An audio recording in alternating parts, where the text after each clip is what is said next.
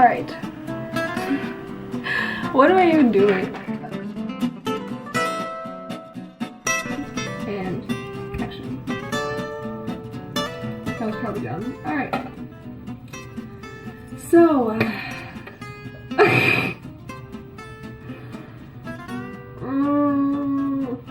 alright.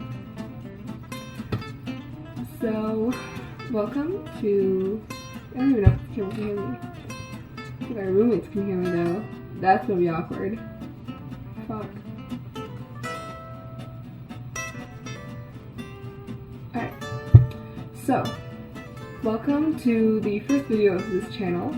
And I thought for the first video, what I could do was recreate the very first ever FX Halloween makeup look I ever did, which was Halloween of 2015, 2 years ago, which was this zombie elf, fairy elf thing. So let's see how that goes. Cue creepy music. Alright, so first, I already have most of my makeup off, gone, done. I just have my eyebrows and some basic foundation. Took off any eye makeup, lipstick, anything else I had on that day. Tied my hair back so I didn't get latex in my hair. Lego latex you can buy at any Halloween store or online. Amazon, you can get some good, easy brands. They're about $10 a bottle. They last a long time. I'm using a slightly cheaper brand just because I ran out of my nicer quality stuff. Note to self to buy more nicer quality latex before actual Halloween starts, because unfortunately October is not the entirety month of Halloween. So now, using a makeup sponge, pick up as much of the latex that you can and dab it on wherever you want to create a wound. So for a zombie look, zombies, your skin is kind of peeling, so we're getting circular looking shapes on our face where it's going to look like skin is peeling, but first you need to dab out latex on the general spot where we can build up a wound later.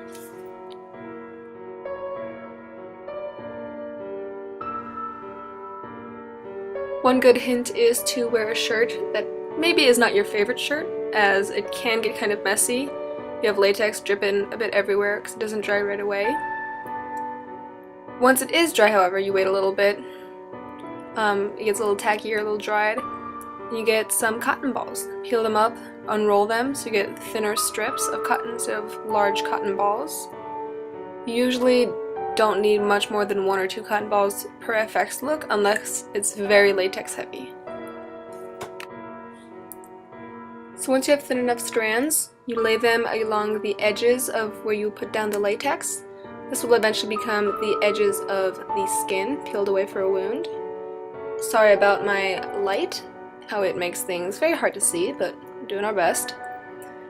So all around the wound, taking the thin strands and laying them on the latex, patting down so it's all stuck on there. Once you have all of your cotton put down, you can go back over it with latex. So using the makeup sponge, smoothing out the edges of the cotton balls into the skin with the latex, while the inside edges we're helping to peel up a little bit so it resembles the peeled away skin.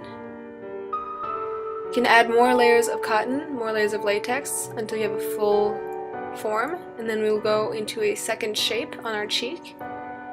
Again, this is just how I was doing my zombie elf look. However you want to do it, whether you do 1 wound, 2 wounds, 3 wounds, a million all over your body, the process is the same for each little latex wound. So we're making oval-ish shapes, kind of pointed at the end because your skin would not rip in a perfectly circular form. But so anywhere you want to add them, I'm keeping them on the same side of my face. You can have them on different sides of your face, not even on your face. It's just the same repeated steps of laying out a motion and then covering it in latex and cotton. So I did add a little bit of extra texture on my face just by putting down latex and covering it in thin sheets of cotton. Now you just have to wait until it's all dry. It will be dry once there's no more white. Once it is all dried up, no more stickiness anywhere, you can go over with any foundation that you have to cover up the yellowish, whitish tint that it does leave. I prefer to use a foundation that is a little bit darker than my skin tone because that helps cancel out the yellow of the latex and the cotton ball. I also tend to use a makeup sponge instead of a makeup brush. Not only does the makeup sponge help get in every little crack because you have more control over it, but also a makeup sponge will get completely messed up and kind of broken if you use it and there's still liquid latex that's not dried yet. Whereas a makeup sponge, if it does happen to touch a part that's not completely dried yet, it won't be messed up. It's a makeup sponge. You can throw them away. But makeup brushes tend to cost a little bit more money. Also, for the foundation, we have to make sure that we cover up the inside flaps of the prosthetic, as if they stay uncovered, the inside of your skin, fake skin, will appear white and yellow, and no one really has purely white insides of their skin. Even if it's covered up with paint or blood later, it still is just a good safety measure to have both the inside and the outside flaps, making sure that you have every part covered up, as this is ideally your skin.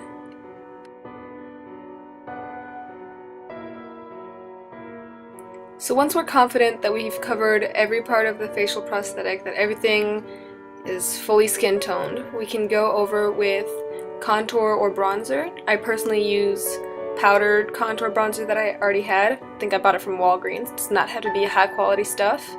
You can use any other cream, liquid, any other kind of contour or bronzer, but I personally think that powdered bronzer gets better into the little grooves and cracks. And you cannot see anything because of this shitty light that I have that is glaring up the entirety of what I'm doing. But what I'm basically doing is every crack, every groove, edge, going over it with some bronzer to add more dimension and more detailing. Because if you look at your skin is never actually fully one single color.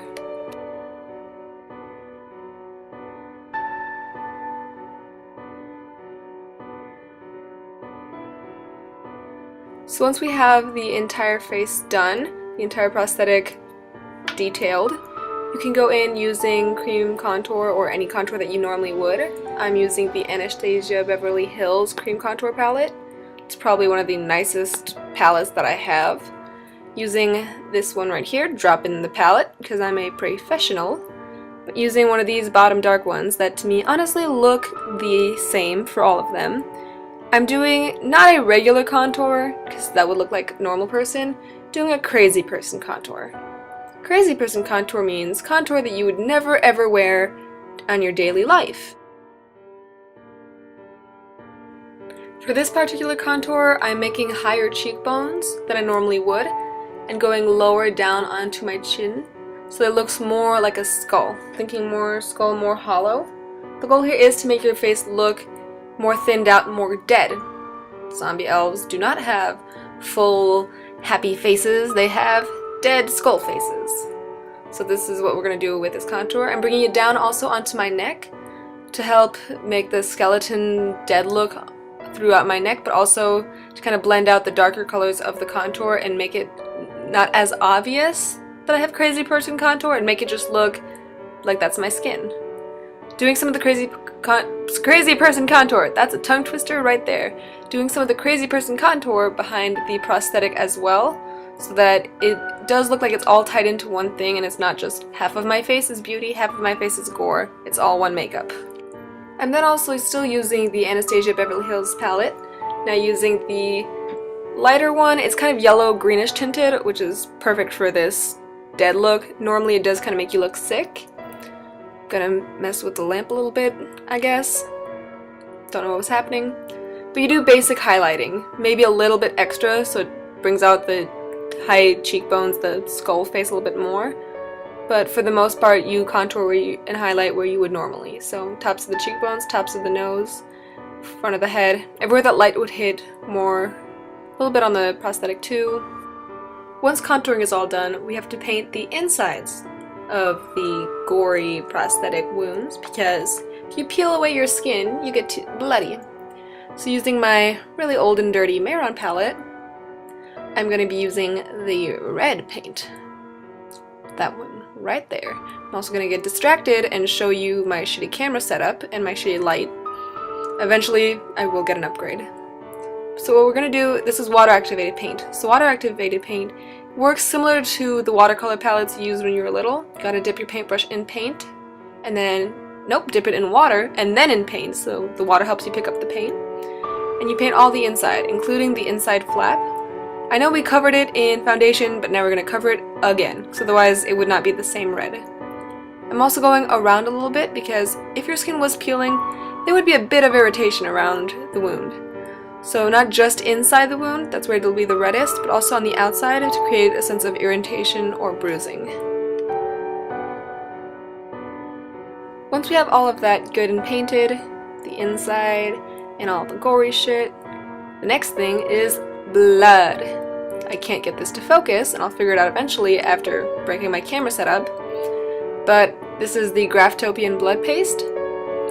I love it. It's really gory and bloody, however it does not dry.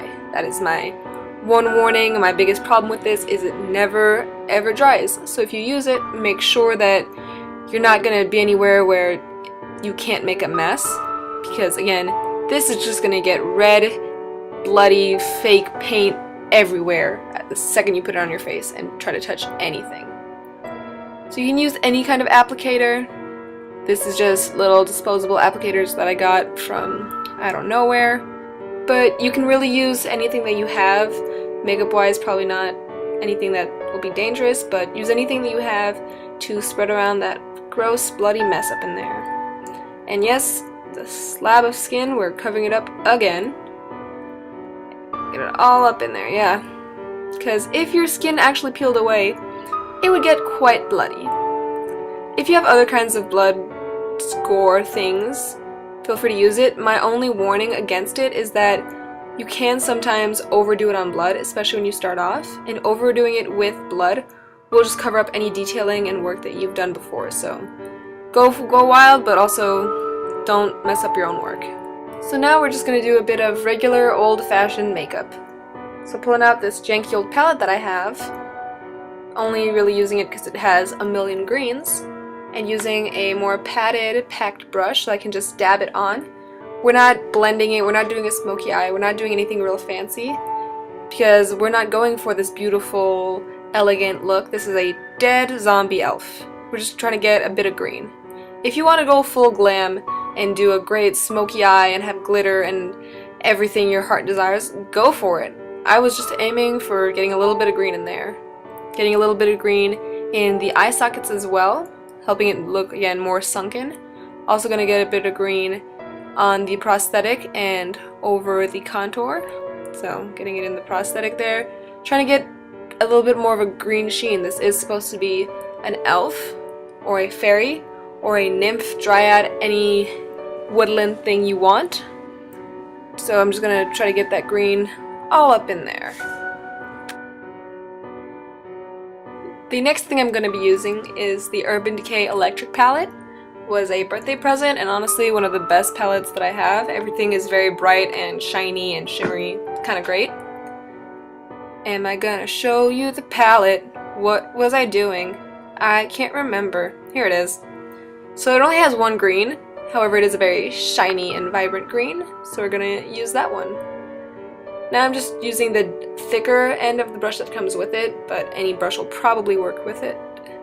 And I'm just trying to pack on a little bit more green in there. Wasn't green enough. Green pigments tend to not be as pigmented as some other ones, but we're just trying to get any green up in there. Honestly, I should probably be saying up in there as much, but now we're going to get some yellow. Again, this is from the Electric palette. It's the only yellow in there. However, it is extremely neon yellow. I wish my camera was better quality so you could pick up how goddamn bright this yellow is, because it's basically putting highlighter all over your face. And dance with your palette a bit. Remember to put the brush back in. Yes, good job. Oh, let's see how long it takes me to realize I fucked up my fucking camera. Unfortunately, in messing up my camera, I did accidentally delete the video where I was actually doing the eyeliner, so we're gonna skip that, I guess. I'll probably do a full-length video on how I do eyeliner, because it is one of my few actual talents in life is doing eyeliner. But basically, it was just an overdramatic cat eye, including the little point on the inside. Again, don't have to do anything, make it your own. This is just what I'm doing.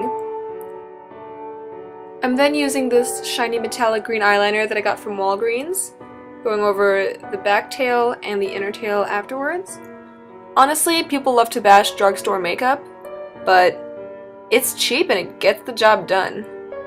I'm also trying to apparently hide my face out of the frame because I keep... No, just back up. If you were wondering, there is a mirror under my camera and that's how I'm doing my makeup. And now lipstick. This is one of the great excuses in which you can wear black lipstick, and honestly any excuse to wear black lipstick is a good excuse. If none of you have ever worn black lipstick, or if you're not a fan, I don't personally wear it out on my day-to-day life. However, every time I do wear black lipstick, you can bet your ass I feel like a badass. This particular lipstick is Alien from NYX Liquid Suede. Maybe one day I'll learn how to focus things on my camera. Since black lipstick apparently isn't enough, we're going to use this Cosmic Metal NYX lipstick. Again, NYX has some pretty good stuff, don't be hating. And we're going to dab it on the inside of your mouth, then just using like your mouth itself to smear it around. This adds a little bit of a metallic-y green sheen to the lipstick. And then we do a little dance, I guess. This is highlighter. You put this on your nose, you're under your brow, your cheekbones, anywhere that you want shiny. I personally am not the biggest fan of highlighter, but I know some people that really like to strobe, so go for it, man. Get your shine on.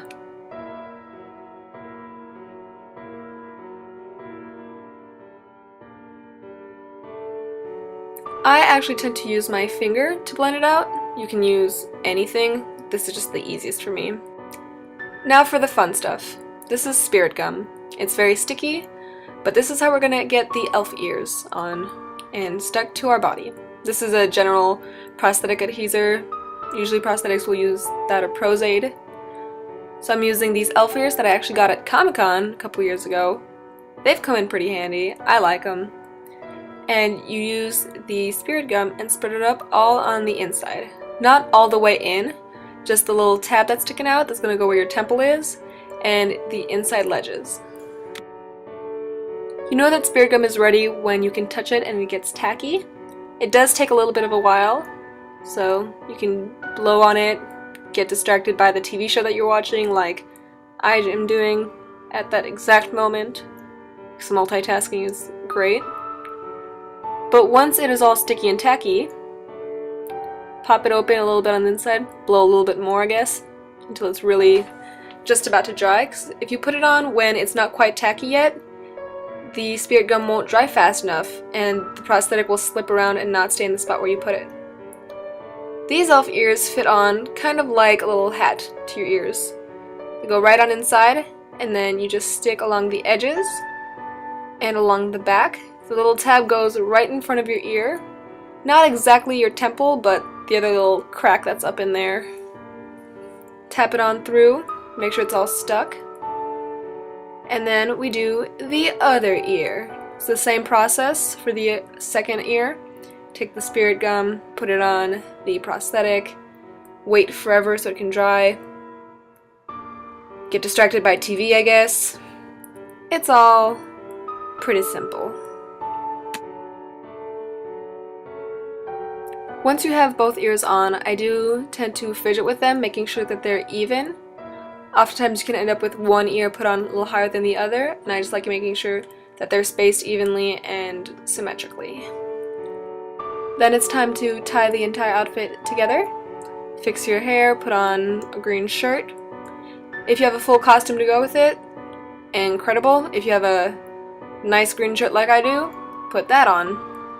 I did 2 braids. When I do the elf ears, I do try to put a little couple strands of hair in front of where the prosthetic meets the skin, just because it helps blend the image, and braids do fit with elves. So you have your hair popped up, you can pose a little bit to the camera.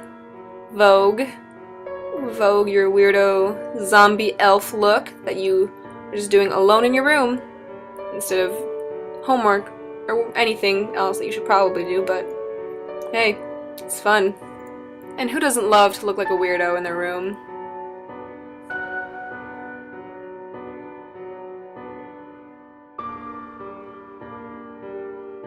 Once you run out of actually good poses, just make some funny faces and finger guns to the camera, and maybe one day I'll learn how to do actual sign-offs for YouTube videos.